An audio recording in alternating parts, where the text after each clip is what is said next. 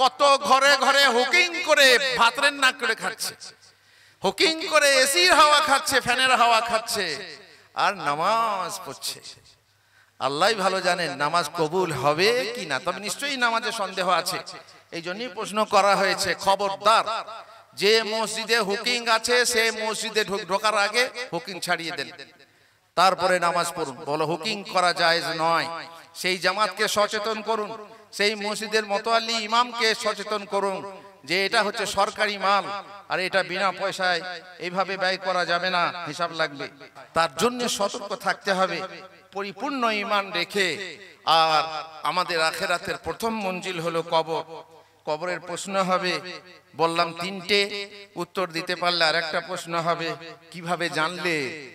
কিভাবে জানলে শুনে নাও, যারা উত্তর দেবে, যাদের আশা আছে, যারা মনে করছো যে হ্যাঁ হ্যাঁ কবরে উত্তর দিতে পারবো, 4 নম্বর প্রশ্নের উত্তরটা শুনে নাও।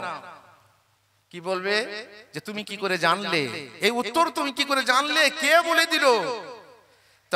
তখন আপনি বলবেন দেখেন সত্য না মিথ্যা। তখন আপনি বলবেন দেখুন আপনি সত্যবাদী না মিথ্যাবাদী। কবরে কারাতু কিতাবাল্লাহ ওয়া সাদ্দাকতুহু, আমি আল্লাহর কিতাব পড়েছিলাম এবং সেটাকে সত্যায়ন করেছিলাম। বলো হে মুসলমান, তুমি কি আল্লাহর কিতাব পড়ো না পড়েছো? এবং বলো বুঝেছো কি না, নাকি হেফজ করে শুধু তারাবি পড়িয়েছো? কারাতু কিতাবাল্লাহ ওয়া সাদ্দাকতুহু, আল্লাহর কিতাব পড়েছি এবং বুঝেছি এবং আমল করেছি, আর তার জন্যই আমি আজ উত্তর দিতে পেরেছি। দেখে নাও যারা কবরে উত্তর দেবে, তোমরা ঠিক আছে তো? আল্লাহর কিতাব পড়তে জানো তো? আল্লাহর কিতাব বুঝে পড়ো তো? আল্লাহর কিতাব অনুযায়ী আমল করো তো না করো না? আহলে হাদিস, আহলে হাদিস মানে শুধু হাদিস মাননেওয়ালা নয়, হাদিস কোরআন উভয় মাননেওয়ালা আহলে হাদিস। আহলে হাদিস মানে যারা হাদিসকে প্রাধান্য দেয়, সকলের কথার উপরে মুহাম্মদুর রাসূলুল্লাহ সাল্লাল্লাহু আলাইহি ওয়াসাল্লামের কথাকে প্রাধান্য দেয়। আহলে হাদিস, আহলুস সুন্নাহ তারা আহলে বিদআহ নয়, আহলুস সুন্নাহ তারা আহলে শিয়া নয়। এইভাবে প্রত্যেক দল ও জামাত থেকে আমরা নাম নিয়েছে আহলে হাদিস। নাম কেন নিলে? তোমরা কেন নিলে? তোমরা নিয়েছো, তাই আমরা নিতে বাধ্য। সুতরাং আমাদের নাম সার্থক নাম, অর্থক অর্থপূর্ণ নাম হচ্ছে আহলে হাদিস। আর আহলে হাদিস হয়ে যদি আমি কোরআন না মানি, আহলে হাদিস হয়ে যদি আমি হাদিস না মানি, শুধুমাত্র আমিন আর রাফুল ইয়াদাইন করি আর আহলে হাদিস, ঘরে বউ পর্দা নেই আহলে হাদিস, নামাজি বেনামাজি বহু রকমের, কেউ আবার শুকুর আলী ভাই, কেউ ঈদ আলী ভাই, কেউ রমজান আলী ভাই, আর আহলে হাদিস। কেউ তো আবার আরো কত রকম নোংরা চরিত্র, আলেম হয়েও নোংরা চরিত্র, খবিস, বড় বড় বক্তৃতা করে বেড়ায়, চরিত্রে ঠিক নেই। আহলে হাদিস এই যে চরিত্রহীন, তুমি কোথা থেকে আহলে হাদিস হলে আর আহলে কোরআন হলে? রাসূলুল্লাহর চরিত্র যদি তোমার চরিত্র না হয়, কোরআনের চরিত্র যদি হাফেজ সাহেব তোমার চরিত্র না হয়, আর হাদিসের চরিত্র যদি তোমার চরিত্র না হয়, তাহলে হে আলেম উলামা, তুমি ফাকিহ, তুমি বক্তৃতা করে বেড়াও, তুমি বই লিখে বেড়াও, তোমার চরিত্র নোংরা, তাহলে তুমি আহলে হাদিস কোথা থেকে হলে? দুঃখের বিষয়, আমরা যারা আহলে হাদিস বলে নিজেদেরকে গর্বিত মনে করি, আহলে হাদিসের পথ অনুসরণ করি, কিন্তু আমরা আহলে হাদিসের আকীদা জানি না।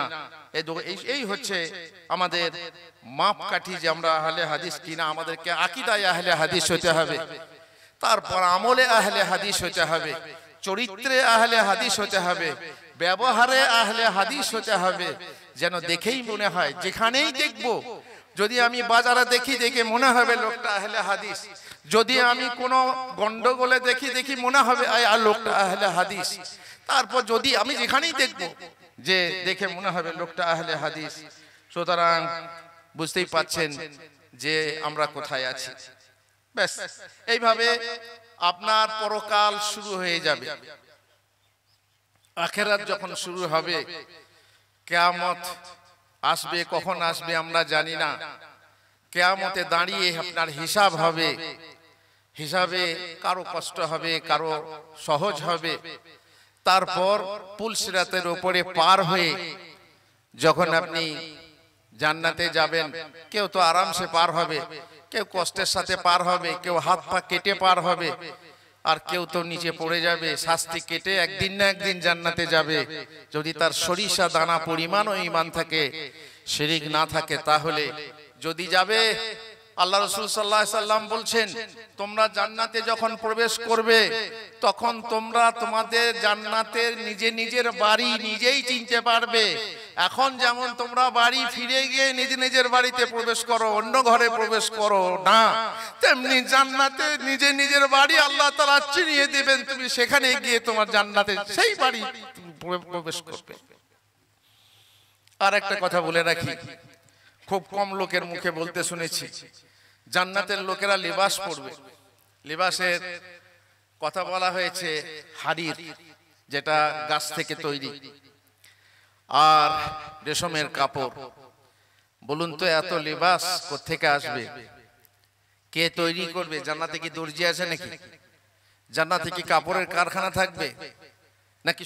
সবকিছু অটোমেটিক হবে, সবকিছু অটোমেটিক। ওয়ালাকুম ফিহা মা তাশতাহি আনফুসুকুম, যেটাই তুমি চাইবে সেটাই হয়ে যাবে। তো কাপড় কোথা থেকে আসবে? একটা হাদিসে আছে, জানি না আপনারা শুনেছেন কিনা, জান্নাতে যে গাছ থাকবে, জান্নাত মানেই হচ্ছে বাগান, সেই জান্নাতের বাগানে যে গাছ থাকবে, গাছে ফল থাকবে, ফুল থাকবে।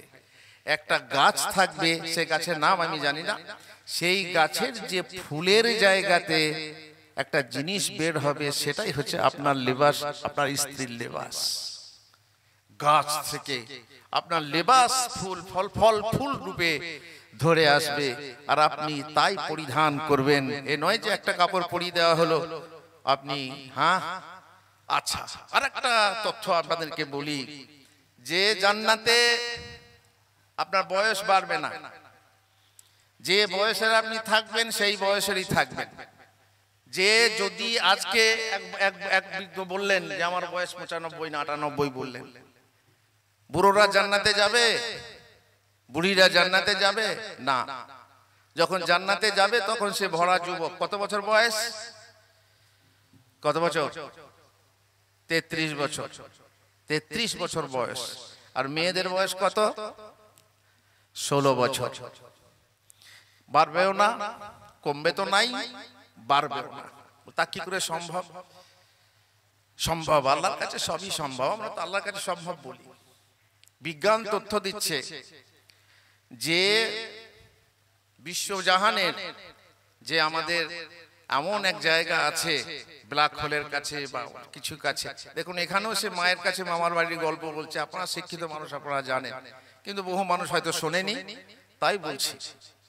এমন জায়গা আছে যেখানে গিয়ে সময় কি হয়ে যায়? বন্ধ হয়ে যায়, সেখানে সময় চলে না। বলা হচ্ছে যদি কেউ, কোনো মানুষ, আলোর যে গতি 3 লক্ষ, বলা হয় যে 3,86,000 মাইল, তো সেই 3 লক্ষ বছর যদি আলোর গতি হয়, তো সেই আলোর গতিতে যদি কেউ আসমানে চড়ে, তাহলে তার বয়স পৃথিবীতে যা ছিল ফিরে এসে তাই থাকবে। তাহলে বোঝা গেল যে জান্নাতে যদি আল্লাহ তাআলা আমাদেরকে এমন গ্রহে উপগ্রহে স্থান দেন, আল্লাহর জায়গার অভাব নেই। কত গ্যালাক্সি, আল্লাহু আকবার। দূর থেকে ক্যামেরা নিয়ে দেখলে, এখন তো মাশাআল্লাহ দেখা যাচ্ছে ইউটিউবে সব, যদি আপনি দেখেন কত গ্যালাক্সি, তো গ্যালাক্সিতে কত কোটি কোটি কি বলে নক্ষত্র, গ্রহ উপগ্রহ। সেখানে যদি আলোর কোন গতির উপগ্রহ হয়, তাহলে আলোর গতির উপগ্রহ হলে সেখানে আপনার বয়স বাড়বে না, যেমন বয়স তেমনি থেকে যাবে। আপনি 33 বছরের যুবক, চিরদিন 33 বছরের যুবক থেকে যাবেন। আপনার 16 বছরের স্ত্রী চিরজীবন 16 বছরের থেকে যাবে। এই হচ্ছে জান্নাত, পরকালের ঈমান। পরকালের ঈমান বহু কিছু আছে। আর 50,000 বছরের দিন, সেখানে অনেক সময় লাগবে হিসাব দিতে, ধনীদের হিসাব বেশি লাগবে। ওই যে বললাম না, যত কষ্ট উজুতে আর বুঝুতে, বুঝুতে বুঝুতে তার অনেক সময় লাগবে। তাদের ফলে 500 বছর কি 40 বছর আগে গরিবরা জান্নাতে চলে যাবে, আর ধনীরা আটকে থাকবে বুঝুতে বুঝুতে। কিন্তু একজন ভালো মোমেন, তার জন্য কতক্ষণ টাইম লাগবে বলতে পারেন? তার হিসাব দিতে এবং জান্নাত যেতে কতক্ষণ টাইম লাগবে? জোহর থেকে আসর পর্যন্ত সময়ের মধ্যে সে তার নিজের বাড়িতে চলে যাবে। কিয়ামতের ময়দানে দাঁড়িয়ে জোহরের নামাজ পড়ে আসর পর্যন্ত যে টাইম, 2 থেকে 2.5 ঘন্টার ভিতরে হিসাব দিয়ে পুলসেরাত পার হয়ে সে নিজের বাড়িতে গিয়ে আশ্রয় নেবে। এটা হচ্ছে সঠিক অর্থে মুমিন যারা, তাদের জন্য এই সুখবর।